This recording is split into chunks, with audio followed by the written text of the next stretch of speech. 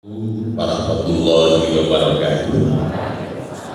Bismillahirrahmanirrahim. Alhamdulillahirabbil alamin. Shalatu wassalamu ala asyrofil anbiya'i wal mursalin Muhammadin wa ala alihi wa sahbihi. Bapak Ibu, para ilmuwan, para alim, para kiai ingkang satu bilang alhamdulillah sehat ini Bapak Ibu. Alhamdulillah. Jamaah haji yang mundur dan sehat-sehat, cerah-cerah, karena itu pertanda bahwa semua mendapatkan haji yang mabrur. Dan kita yang menjadi haji lawasan, kita juga masih terus bisa memelihara kemakmuran haji kita. Amin. Bapak Ibu, ada beberapa momentum yang membuat kita ini menjadi pribadi yang istimewa. Biasanya ada di dua bulan. Pertama di bulan Ramadan, yang kedua di bulan Dzulhijjah. Di bulan Ramadan pada saat kita puasa kita akan menjadi pribadi yang luar biasa. Bagus sekali. Pada saat haji juga begitu Pak. Bulan Dzulhijjah pada saat kita haji, Bapak Ibu masih ingat bagaimana kita dalam tanda petik pernah menjadi orang yang luar biasa. Bendino isine mengaji, tindak masjid, sedekah, Ibu luar biasa. Bapak-bapak kalau Jumat tindak Jumatan ke masjid jam berapa Pak? Di sana. Pertanyaan saya di sana Pak. Jam 9 nggih Pak. Jam 10 saja pun rumangsa telat niku Bu. Ya. Wah, luar biasa Pak. Jam 9 kita sudah berangkat pakai baju koko, pakai ketruk putih, bawa sajadah, bawa Quran, kaya Islam tenan niku lho Pak. Luar biasa. Kita berangkat ke masjid Bu. Dan nanti kadang-kadang bahkan diteruskan sisan tekan ngasar ngoten nggih Pak. Indah sekali. Kalau kondur kalasan Jumatan jam berapa? Ini yang menjadi persoalan Bapak Ibu. Padahal mestinya kata Allah dalam surat Al-Insyirah latar kabuna tobakon antobak. Kita ini harus naik dari satu level ke level berikutnya Pak. Kita ini harus terus progresif. Sansaya dangu, sansaya sae. Satu level ke level berikutnya. Nah jangan sampai seperti kata orang tua dulu, cokro manggilingan. Jadi hidup ini hanya seperti roda yang berputar. Mangke poso apik, bar poso apik banget. Ngoten ta Bu. Mangke kaji apik, mau bar kaji. Karena begini Bapak Ibu, haji Bapak Ibu sudah luar biasa. Tidak boleh rofas, tidak boleh fusuk, tidak boleh jidal, semuanya sudah bisa kita lakukan Bu, luar biasa. Nggih. Tapi sering terjadi Pak, begitu kondur, pripun Bu? Kambuh. Nggih Pak, sing galak bali galak. Pak, pernah jamaah kita ini kondur yang kota kan biasanya diterima di balai kota. Baru dari Donoudan kondur sampai ke balai kota. Aturannya kan yang boleh masuk hanya yang bawa undangan. Sami nggih Bu, kemarin masih begitu ya? Masih pakai undangan. Nah, karena yang ngantar satu keluarga pakai mobil, yang nyopir itu anak tertua Pak. Undangan dipegang oleh anak yang tertua. Karena bekti sama keluarga yang lain dan adik-adik, begitu sampai di pintu semuanya diturunkan, lalu yang tertua yang bawa undangan itu parkir dulu agak jauh Pak. Apa yang ingin saya ceritakan? Begitu sampai di depan pintu, adik-adik dan keluarga pengen masuk, tentu tidak boleh oleh Satpol PP karena tidak bawa undangan. Yang mau dijemput Bu, bapak ibunya sudah nunggu di balik gerbang, memberitahu kepada Satpol PP, Pak itu anak saya, nggih Bapak, tapi kalau tidak bawa undangan, tidak boleh masuk. Niku njut duka, Pak. Itu anak saya. Lho, iki urung tekan omah pun kumat, Pak. Kumat le galak. Jadi semula galak, Pak. Teng Mekah pun sabar. Kok kondur. Bali galak malih lho, Pak. Masya Allah. Yang seperti sering terjadi, Pak. Sehingga hidup itu hanya muter-muter, baik sebentar, nanti balik lagi, nanti baik lagi, balik lagi. Padahal seperti kata Allah dalam surat Al-Insyikok tadi, mestinya kita ini terus naik dari waktu ke waktu menjadi lebih baik. Nah, sekarang ini Bapak Ibu, kita sudah masuk ke tahun baru Hijriah 1446, ya Bu. 1446, yang 1445 sudah berlalu, kita sudah masuk ke tahun baru. Hijrah itu ada hijrah fisik, memang dari satu tempat ke tempat lain, tetapi ada hijrah ruhiyah. Yang perlu kita ajak hijrah itu adalah mental kita. Para ulama mengatakan ada beberapa hal yang perlu kita ajak hijrah. Satu, yang disebut dengan hijrah i'tiqadiyah. Apa hijrah i'tiqadiyah, Pak? Hijrah i'tiqadiyah adalah hijrah keyakinan. Yang kita perbaiki, yang kita betulkan itu adalah keyakinan kita. Apa ada jamaah haji yang keyakinannya belum betul? Kan pertanyaannya begitu. Suatu ketika, Bapak, saya diperintah oleh almarhum Bapak untuk menjemput teman haji.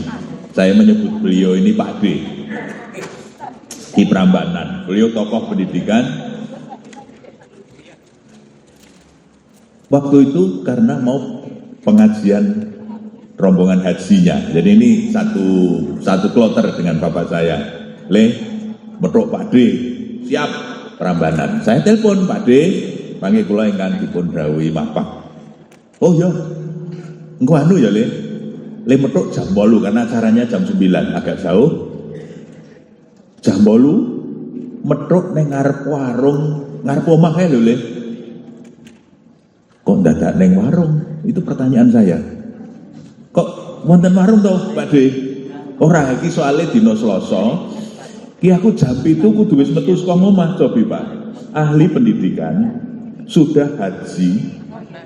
Karena menurut hitungan primbon, nah niku dina Selasa niku beliau karena lahir hari apa ngoten Pak?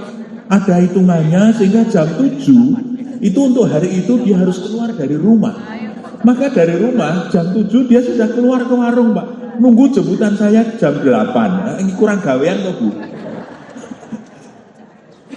Ini persoalan keyakinan, Pak. Cobi, Pak. Sudah haji dan itu tokoh pendidikan. Tapi kadang-kadang sisa-sisa keyakinan lama itu masih muncul. Dan banyak, mohon maaf Bapak Ibu, dalam hidup kita ini yang tidak rasional. Misalnya, nyun pangapunten Bapak Ibu, siapa yang masih takut kalau malam-malam lewat kuburan? Kita kata nggih Pak? Kata, kalau malam-malam sendirian takut lewat kuburan. Coba pertanyaannya, yang ditakutkan apa toh Bu? Kuburan betul-betul apa-apa nih kok. Itu kan hanya karena didongengi, diceritani. Awas pocongan, ngoten to, Pak? Oh, awas ngono ana napa, Bu? Ana kuntilanak, ada wah ya Allah, Pak, ceritane Pak. Padahal sing nyritani niku nggih dereng tahu petruk, Bu. Tapi kita percaya, Pak. Percaya. Nggih, Pak. Kenapa begitu? Atau yang paling sederhana, enggak usah naik kuburan rada serem nggih. Kalau Bapak Ibu naik kendaraan, di depan ada kucing yang melintas dan ada ayam yang melintas. Sikap Bapak Ibu sama apa tidak? Kita mboten nggih Bu. Nek wonten kucing liwat, mesti terus ngerem tenanan. Karena ada pikiran kalau nabrak kucing, marake musibah. Gitu dah Bu. Ada semacam keyakinan begitu. Tapi kalau ayam, nggak apa-apa. Kadang-kadang wah ben pitik, bablas ke. Loh, apa bedanya kucing sama ayam. Tapi karena ada pelajaran mungkin ya dari simbah-simbah dulu, hati-hati ojo nabrak kucing, ndak marake memolo, itu akhirnya kita jadi yakin dengan hal-hal yang sebetulnya itu yang disebut dengan hijrah i'tiqadiyah. Kalau malam sendirian, gelap, takut, napa to Bu sing diwedeni? Jadi sebetulnya katanya kita ini takutnya hanya kepada Allah. Tapi kadang kepada hal-hal yang tidak perlu kita takuti, kita juga takut, Pak. Meskipun ada juga yang meleset ke, Pak. Yang meleset ke itu begini, ada teman syukuran. Karena syukurannya serius, Pak. Nah ini seperti kita, ini juga serius syukurannya. Saya lihat dari sini, Bu. Syukurannya serius, Bu. Nah teman itu syukurannya serius. Didatangkan tengkleng dari Solo, Bu. Wah, luar biasa. Tengkleng dari Solo. Napa bedane tengkleng Solo kali tengkleng Jogja, Bu? Ah, nek tengkleng Jogja niku mung balung tok. Lelong.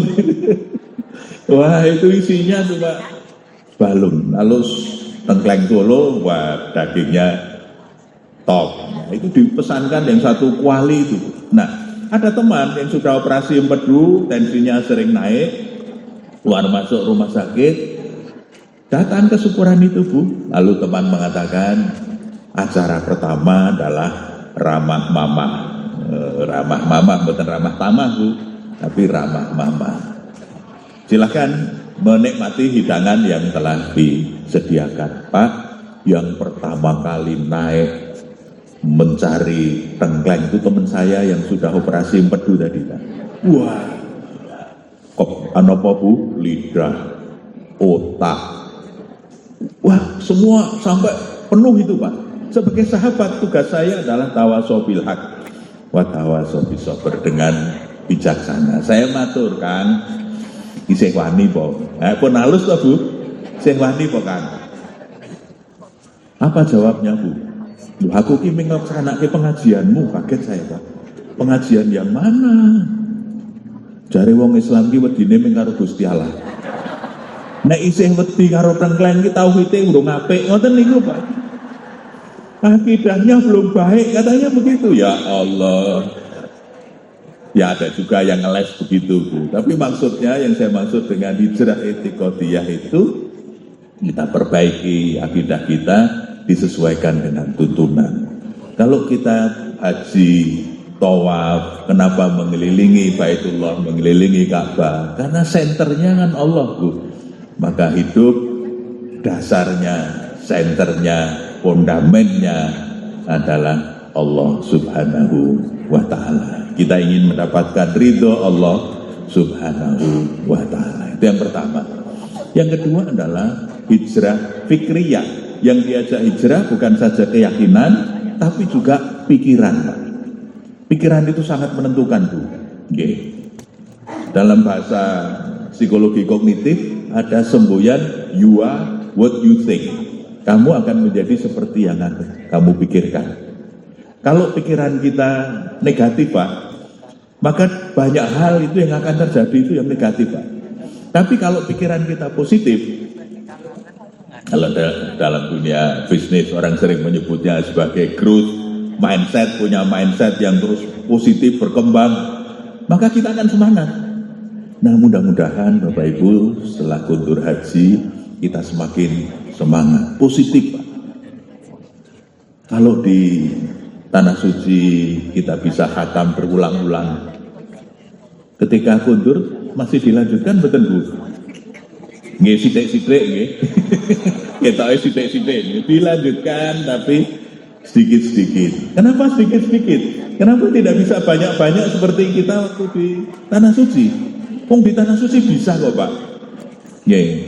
Karena di Tanah Suci bisa, mestinya di rumah lebih bisa lagi. Nah, oleh karena itu monggo, Pak, kita apa yang selama ini mengganggu pikiran, kita buang, Pak.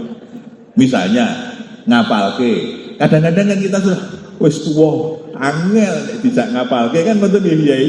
Angel, beda karo cah cilik. Cah cilik iki resik, pikirane encer, wis tuwa pikirane Pak, angel. Pak, saya sering matur begini, jenengan isi iso mbedake det abang kali det biru mboten? Terus saya Pak, nek blonjo mboten nate klentu to Bu? Mboten. Itu artinya masih tajam, Pak. Niku nek dijak apalan, jane nggih iso. Menggandeng pun mboten niat. Mboten dadi. Maka kalau Nabi mengatakan inamal a'malu binniyat, itu sebetulnya tidak sekedar nek niate bener entuk ganjaran, nek niate ora bener ora entuk ganjaran, tidak sekedar itu. Tetapi kalau niatnya pun mboten nonton, itu amalnya juga enggak ada, Pak. Bapak Ibu puasa, Ibu terutama nyiapaken sahur jam pinten Bu? Jam 2. Itu sebulan lancar nggih Bu? Wah nyiapke. Karena diniati. Puasanya masih besok, sore niku pun niate ingsun. Nonton to Bu, niate ingsun poso, tutuko sedina sesuk. Wih luar biasa. Itu peran motivasi, Pak. Mindset. Kalau kita motivasinya kuat, itu amalnya jadi kok Bu. Jadi. Nggih Pak, jadi. Tapi begitu niatnya tidak ada, kita nggak lagi memikirkan itu, apun boten nyiapke sahur, bahasan bar poso. Biasanya bar poso napa Pak? Lebaran. Pun lebar kabeh.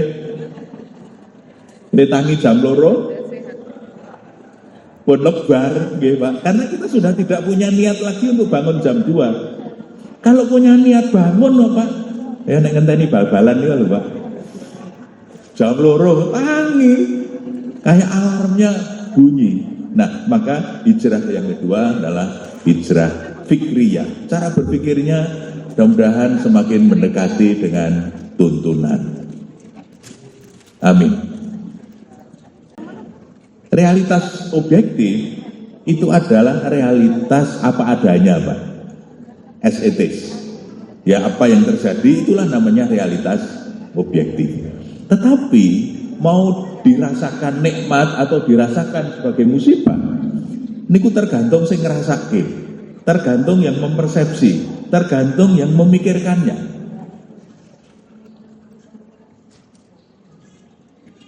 Misalnya Bu, saya sowan tempat Ibu, lalu Ibu maringi unjukan, dilalah banyu putih separuh. Faktanya saya diberi banyu putih separuh. Kalau saya berpikirnya negatif, ya Allah, jari kondur kaji, pelit. Kayak air jam-jam nganggo cilik, we ora kebak. Wah, kalau saya negatif begitu Pak. Ini ya Bu. Ini kalau saya berpikirnya negatif begitu. Wes cilik rakebak gitu. Itu kalau saya berpikirnya negatif. Apa yang kemudian saya rasakan Bu? Wah, ramabrur ini. Pelit yang itu Pak. Tapi kalau saya berpikirnya positif, saya akan matur nuwun banget, alhamdulillah tesih komanan. Soalnya satahe nggawa jam-jam namung segede nggih Pak. Ditum-tum wong sak kampung menurut ora rata mboten cekap, sehingga ditum sithik-sithik alhamdulillah matur nuwun. Faktanya sama, tapi begitu dengan kacamata yang berbeda niku rasane beda Pak. Rasane beda. Maka perlu diajak hijrah. Yang kedua adalah hijrah fikriyah, cara berpikir kita. Tapi cara berpikir saja tidak cukup Pak. Ada hijrah yang satu lagi yang disebut dengan hijrah syu'uriyah. Syu'ur itu raos Pak, rasa, daud. Yang perlu diajak hijrah itu perasaan kita Pak. Banyak orang pikirannya sudah hijrah tapi perasaannya belum. Misalnya bab memaafkan.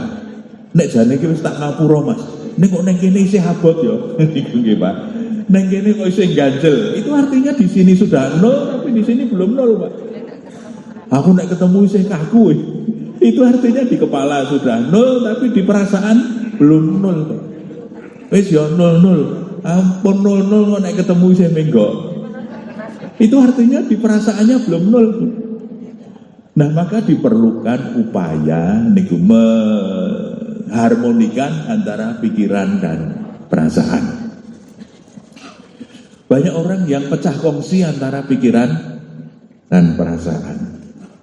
Nanti ada lagi bahkan pecah kongsi dengan apa yang dilakukan dengan tindakan. Jadi yang namanya integritas itu kan bersatunya antara kata dan perbuatan, antara yang dipikirkan, dirasakan, dan yang dilakukan. Nah, orang kalau itu sudah menyatu, itu nikmat sekali.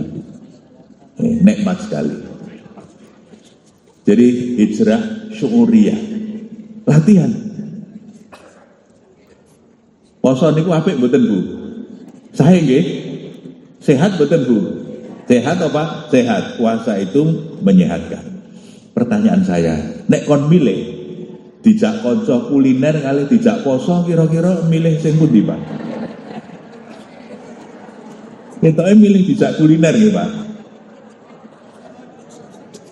Coba kita tahu tuntunannya apik poso. Ane nyenengke kuliner nggih, Bu. Nggih. Nah, itu soal rasa, Pak. Nah, rasa ini yang harus kita latih supaya nopo rasa ini tabaan lima jitu bihi kata Nabi, bisa menyesuaikan, mengikuti dengan tuntunan.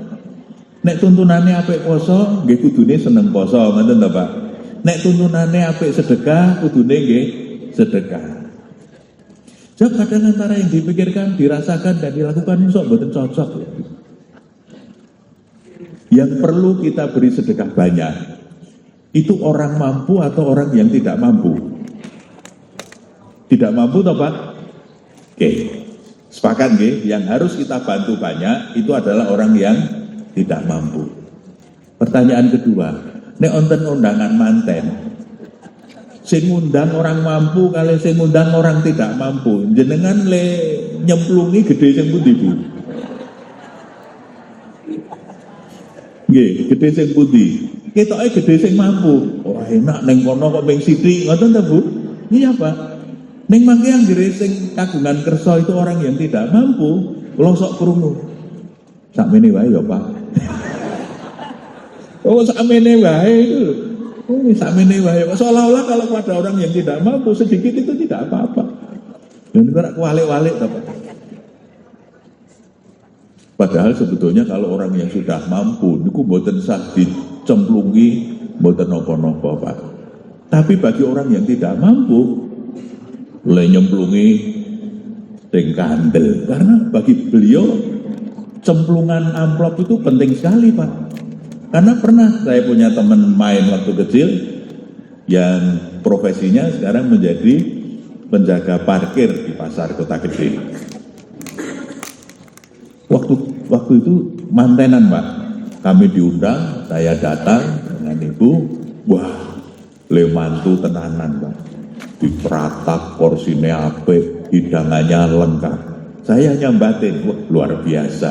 Ketoke tukang parkir ning sajake simpenane kandel. Bisa pahargian demikian lengkap. Lancar, Pak. Kira-kira seminggu kemudian suami istri yang mantu datang ke rumah, Pak. Alih mimbli nih kok. Lu lancar toh, Kang? Alhamdulillah, Mas. Lancar. Ning sing ora lancar le nyaur. Lah piye? Wah. Kleru aku, Mas. Kleru piye? Mau niki hitunganku. Wah, niki mantu kok nganggo RAB hitungan, Pak. Nganggo RAB. Wah, iki kok undangane sakmene, amplope sakmene dijumlah akan ketemu sekian, pengeluaran sekian, isih turah. Ngoten niku lho, Bu. Ternyata di luar dugaan banyak yang amplop kosong dan sumbangannya kecil. Setelah dikalkulasi tidak cukup. Lalu ke tempat saya, nangis, Pak. Masa aku harap nangis neng di meneh. Pokoknya aku nangis ning nggonmu. Maksudnya napa? Sing kon nyaur kula, Pak. Kula niku ping batin iki sing utang ngono kan kok nyaur aku. Karena apa, Bu? Dia tidak bisa noto hati. Janjane gampang ta, Bu? Nek mboten duwe, nggih pun dikruwes napa wontenipun pun rampung. Yang penting ijab rampung ya namanya walimah itu kan intinya apa, Pak? Iklan, intinya kan pengumuman nggih, Pak. Sudah diumumke silaturahmi nang masjid pun rampung. Tapi karena pengen projo, nah ini Pak, ini soal rasa yang tidak terkendali. Ini, Pak, rasa yang tidak terkendali. Akhirnya apa? Efeknya sampai jauh sekali, Bu. Banyak orang yang bermasalah hanya gara-gara tidak bisa mengendalikan rasa. Itu yang ketiga, hijrah i'tiqadiyah, hijrah fikriyah, hijrah syu'uriyah, dan yang terakhir adalah hijrah sulukiyah. Suluk itu behavior, suluk itu perilaku. Makanya yang harus diajak berubah bukan hanya keyakinan, pikiran, perasaan, tapi juga perilaku. Kita tunjukkan, kita buktikan dengan tindakan, Pak. Misalnya kita yang jadi guru, kan menjadi tidak efektif, Bu. Mulang akhlak bab sabar, ning gurune galak. Niku kira-kira muridnya melu sabar napa melu galak, Bu? Gitu, mesti melu galak. Jadi antara apa yang dipikirkan, dirasakan kali yang dilakukan, mboten padha. Mboten padha. Nah, karena itu mari kita terus latihan, Bapak. Memang butuh latihan, Bu, untuk mengharmonikan antara apa yang kita yakini, yang kita pikirkan, yang kita rasakan dengan yang kita lakukan. Gitu. Tapi kalau itu sudah jadi satu, sudah harmonis, itu nikmat, Pak. Walaupun tahu ditawani lemah dan sebelah kampus, Pak. Dan yang namanya bakul itu nawani tak mesti apik kan, Pak. Ini ada kapling murah, Pak. Teman-teman yang lain sudah pada ngambil, hanya kurang Bapak yang belum. Oh, ini nawani kan pinter banget. Niki mumpung murah, Pak. Niku nek kula ora iso nata ati. Anak buah sing cah nom wis iso tuku, mosok sing tuwa ora iso tuku, ora nggih isin, ngoten ta, Bu? Itu kalau kita tidak bisa nata rasa. Dan itu efeknya nanti pada tindakan. Mulai dari keyakinan, pikiran, rasa, pada akhirnya pada tindakan. Tapi saya jawab matur nuwun, jane aku ya seneng kan. Ning sing tak nggo seneng ki apa? Wah, genungan niku ora tenan, aku ora duwe duit. Wis ditawakke liyane. Pun jujur mawon penak nggih, Bu. Nek pancen ora duwe, matur ora duwe, ora usah kemayu. Gitu, Pak. Ora usah gaya. Nek pancen ora duwe, matur ora duwe. Sudah enak. Dengan begitu, Bapak Ibu, kita tidak memaksakan diri. Nah, dengan demikian, insyaallah kita bisa hidup menjadi lebih nyaman karena apa adanya. Apa adanya. Mudah-mudahan dengan begitu kita bisa fokus ngibadah nggih sing apik. Mudah-mudahan pada akhir kita bisa mendapatkan ridho dari Allah Subhanahu wa Ta'ala. Dan pada saat nderek sowan marah ingaso dalam Allah, pada akhirnya kita mendapatkan husnul khotimah. Amin. Terima kasih Bapak Ibu. Sarapan pagi sampun sumadyo. Supaya nggak dingin, Pak. Ya sebentar saja, mudah-mudahan yang sedikit ini ada manfaatnya. Nasrul minallah wa fatkum qarib. Assalamualaikum warahmatullahi wabarakatuh.